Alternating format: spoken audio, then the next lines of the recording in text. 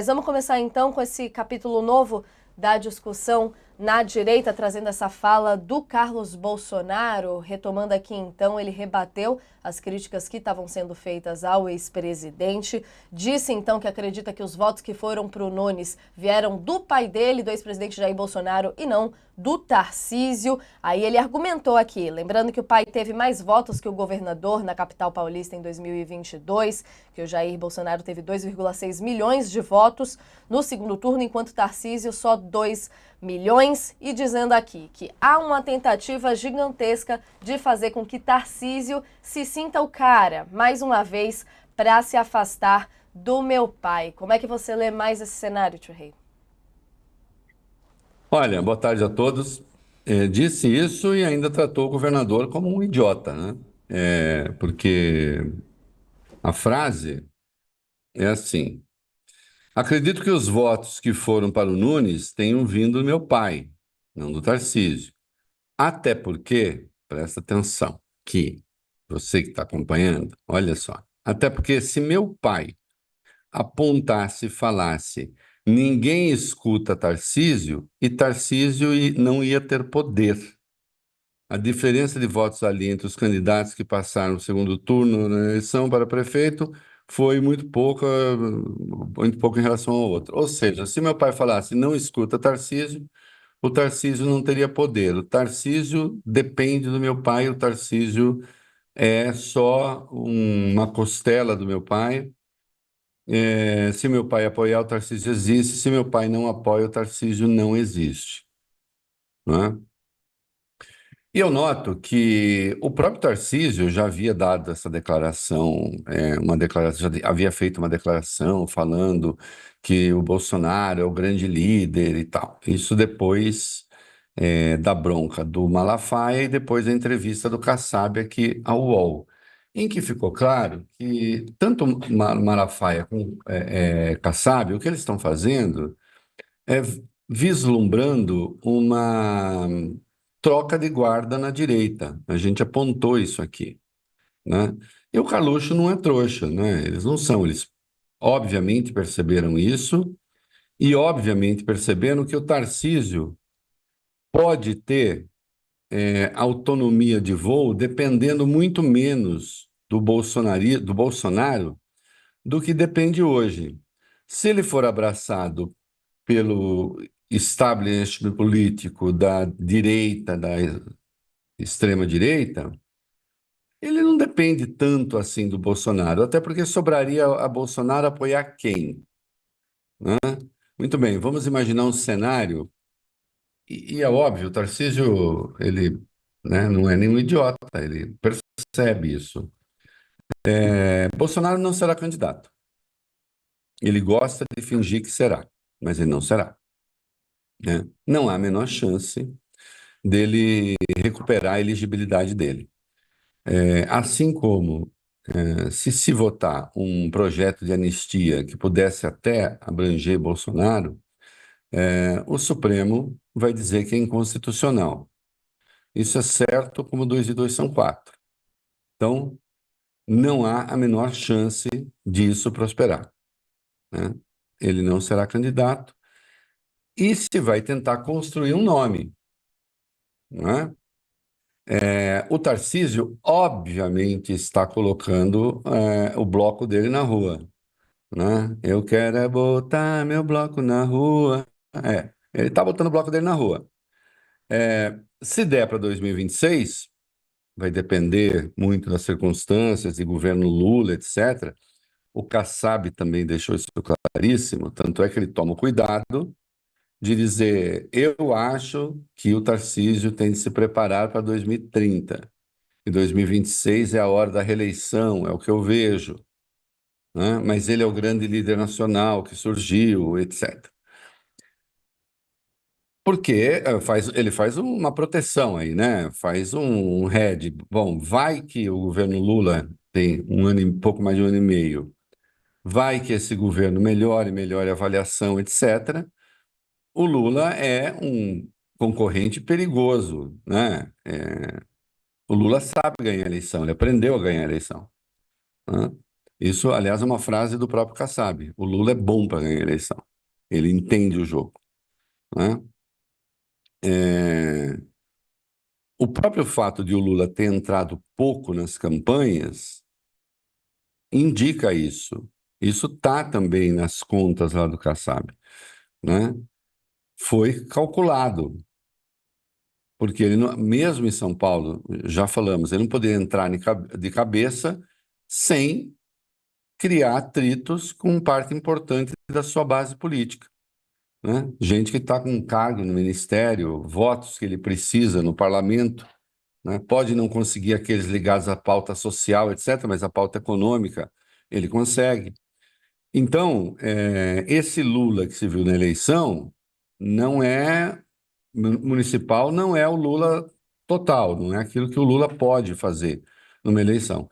Então, sim, o Kassab cria ali algumas defesas para a possibilidade de não ser o Tarcísio candidato. Hipótese em que a direita vai ter que inventar um nome. Qual? Né?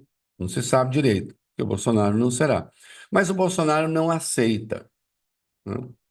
Ele tem esses pensamentos mágicos também. Razão porque ele está arrumando confusão em setores da direita.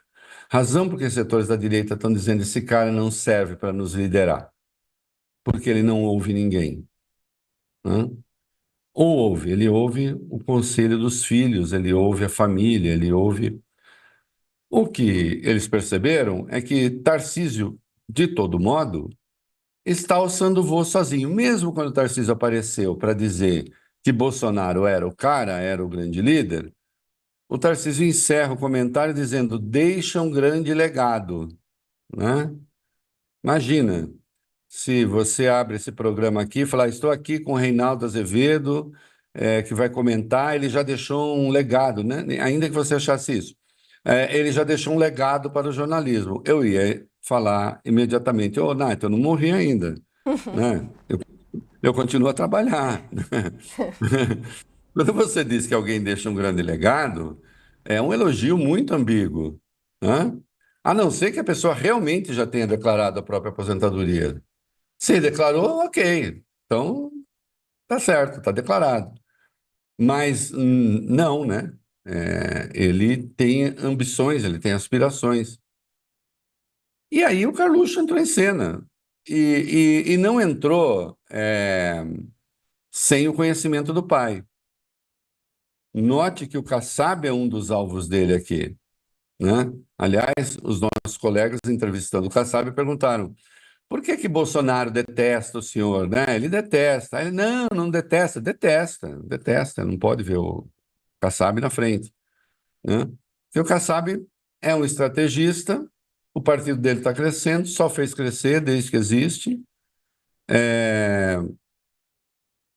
está com um pé em cada canoa, porque ele é o seu partido é importante para o Lula, né? 3 ministérios, mas ele também é fundamental aqui em São Paulo.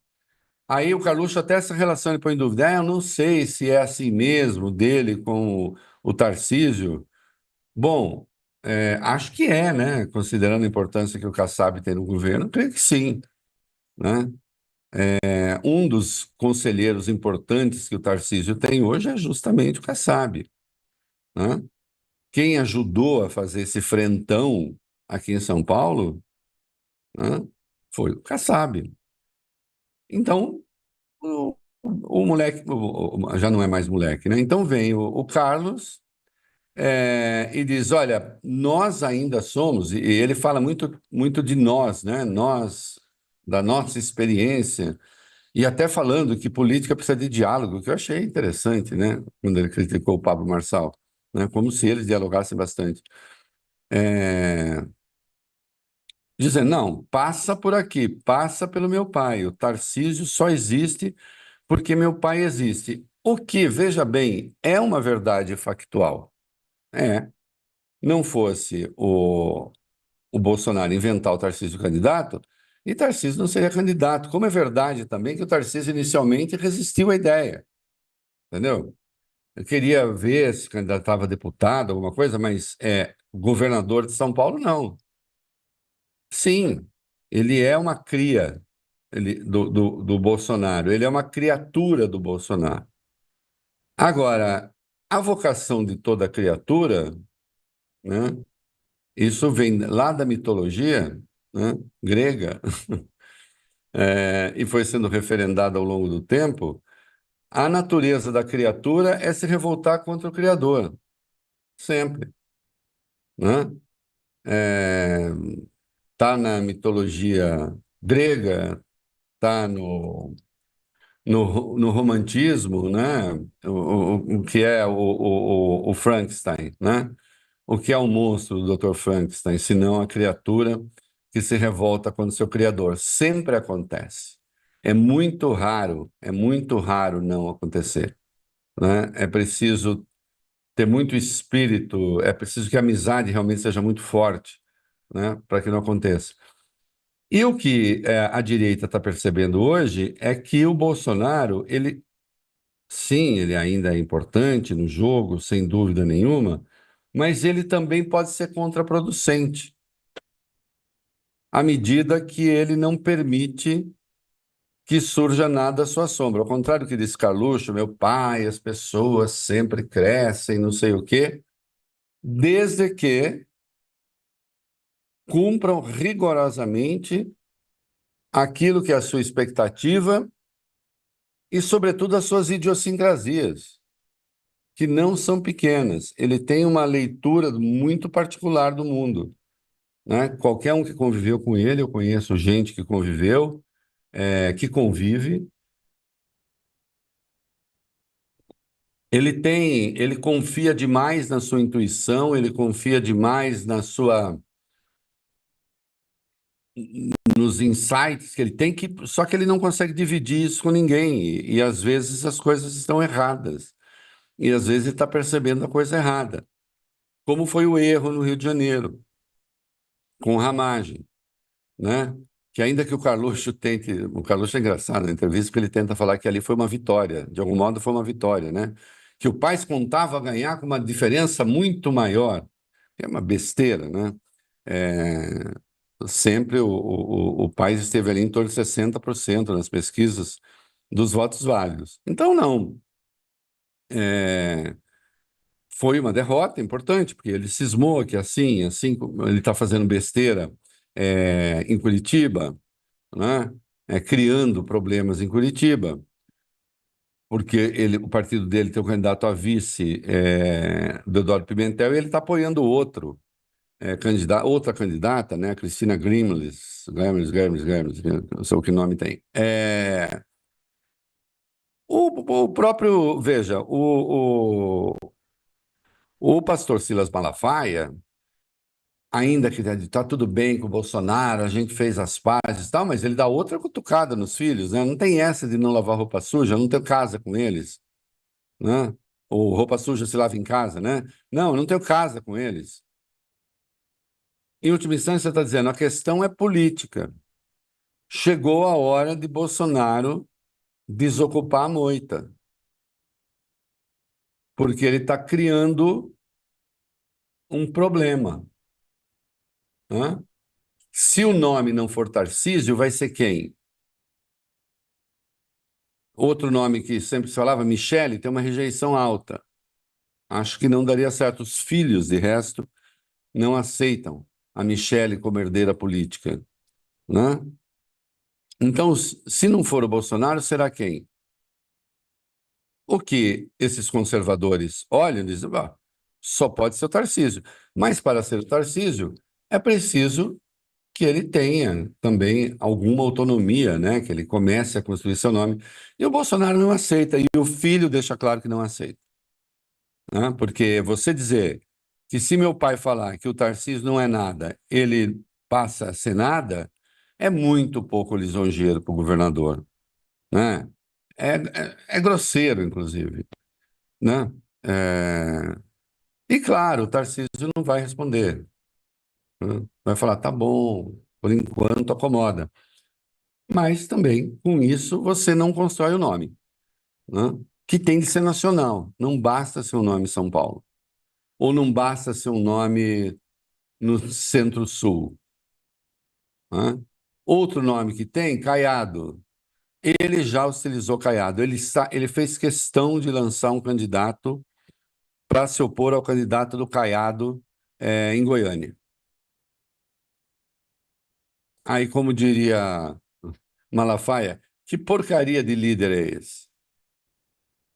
Né? Que faz tudo, né? Em benefício próprio, para o seu próprio nome, para a sua própria glória, né? Então, tá aí, escancarou de novo, né? Assim, né, a ideia de que as coisas na direita se acalmaram. Não, não se acalmaram. Não se acalmaram, né? E o Marçal funcionou ali, nesses episódios todos, o Marçal funcionou como uma espécie de espoleta, né? Ele foi o elemento que causou a disrupção ali, ele foi o elemento que fez com que um arranjo que era tenso, justamente em razão da maneira como o Bolsonaro toca as coisas, de repente ele, né? Acho que acabam se reunindo, acho que acabam se juntando. Há muitas ideias perversas, né, que reúnem a direita, a extrema-direita, como a gente vai falar daqui a pouco, no caso do Congresso, da Comissão de Constituição e Justiça. Acho que acabam se arranjando, mas não é um trabalho fácil, não. Não é um trabalho fácil, né? Porque a gente já viu que o Bolsonaro, quando ele cisma com determinadas posições, ele pode pôr tudo a perder. Ele perdeu uma eleição que, por várias razões, se afigurava fácil para ele, a eleição presidente da República, né? Por várias razões, né? Porque ele tinha os recursos infinitos para enfrentar a pandemia, né? Porque ele era o incumbente, afinal, e aquele que exerce o cargo sempre tem muita força eleitoral, né? A economia boa não estava, mas também não estava um desastre. Ele tinha muitas razões para ganhar. Por que que ele perdeu a eleição? Ele perdeu a eleição, vamos lá, ele perdeu a eleição para a vacina, ele perdeu a eleição para sua postura, sobretudo sua postura no caso da Covid, né? Tudo bem, o Lula, um adversário poderoso, um adversário que conta, né? Que, aliás, em 2018, quando o Lula foi preso, quando foi declarada a sua inelegibilidade, era o Lula que liderava as pesquisas. Então, sim, o Lula era um adversário importante, forte. Mas também os elementos para atacar a candidatura do Lula eram enormes, né? A começar do fato, sai do presídio, vai querer a presidência, não sei o quê. Chegaram a falar isso. Mas o Bolsonaro perdeu a eleição, em boa parte, perdeu para si mesmo também. Claro que o Lula ter conseguido a maior votação da história do Brasil é uma coisa formidável, mas a segunda maior votação da história do Brasil foi do Bolsonaro, né? Nessa mesma eleição, né? No segundo turno. Então, ele consegue, né? Se preciso, ele dá tiro no próprio pé, né? O Bolsonaro, e arrasta outros para o seu negócio. Tem um pedaço da direita que fala, olha, assim não dá, né? Porque todo esse poderio que essa direita demonstra, e aí eu acho que a quantidade, cada um escreva o que quiser e eu tenho o direito de achar besteira. A quantidade de bobagem que se está produzindo sobre o desempenho da direita e da extrema-direita nas urnas e as projeções que se fazem sobre o futuro do lulismo, do petismo, está tudo errado. Isso é desejo, não é análise, né? Quando foi que a direita, desde a redemocratização, quando foi que a direita não é majoritária no Congresso, nas prefeituras, etc. Quando? Quando não foi? Né? Foi durante os dois mandatos de Lula, por exemplo. Né? Esses dois mandatos, e já vou dizer porque eu estou falando isso, esses dois mandatos de Lula, que ele levou o centrão para o governo, e a direita. Né? E por que levou centrão-direita para o governo? Porque ele precisava de base de apoio. Como ainda não existiam as emendas impositivas, os parlamentares dependiam, em boa medida, para manter alimentadas as suas bases, dependiam de participar do governo. E participavam com fidelidade do governo, né? Mas a direita continuava a ganhar a eleição no Brasil. Ela não conseguia fazer um candidato viável. Veja você. Mesmo o centro, eu pego o MDB. Teve um momento que o MDB tinha quase todos os estados, tinha maioria absoluta no Congresso, tinha não sei o quê, e não tinha candidato à presidência viável. O candidato à presidência viável é um troço muito específico. Ele não entra na chave do desempenho da direita no Congresso,